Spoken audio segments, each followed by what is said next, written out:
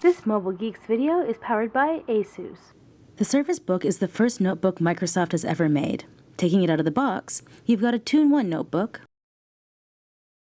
a pen capable of delivering 1,024 levels of sensitivity, a quick start guide, and a PSU that's got a USB installed so you can plug something into charge as well as power your notebook. The Surface Book is definitely not a MacBook clone. It's made of sturdy magnesium, it's light silver, and has a squared-off chassis that makes it look like a svelte tank from the side. The hinge is one of the most unique and interesting features as it expands outward when you open it, increasing the surface area of the base. If you want a powerful tablet that can double as a notebook with a touchscreen that won't fall over, you're going to need a heavy base. A typical thin and light notebook battery is 50 watt-hours. The Surface Book has a 70 watt-hour battery, which extends your battery life while making the base heavier. Its unique design is actually a win-win.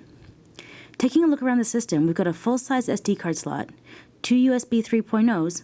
We also have the magnetic PSU connector, a headset jack, and a mini display port. We've got a 5-megapixel front-facing camera for all your Skype calls, and since it is a tablet, we have the obligatory rear-facing camera, but it does have autofocus, is 8 megapixel, and can deliver 1080p HD video recording.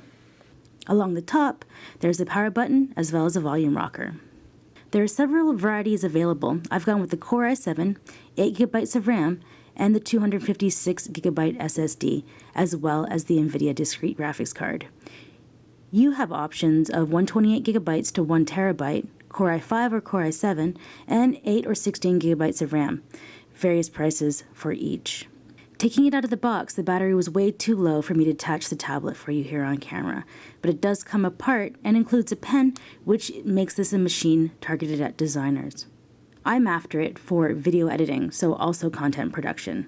So this is why I picked up the Core i7 version, 8GB of RAM, and the NVIDIA discrete graphics card. If I had a little bit of extra cash, I would have gone 16. But this is what I'm planning on focusing on when I do my full review. Is this a good device for a road warrior who needs to do graphics? So far, in the few hours I've had it, the keyboard is a dream to type on, and the 3000 by 2000 square-inch resolution makes the display feel way bigger than a regular 13.3-inch notebook. I'll be posting a review next week with the Surface Book, so leave me your questions below and I'll include them in the review. I'm your host, Nicole Scott for Mobile Geeks.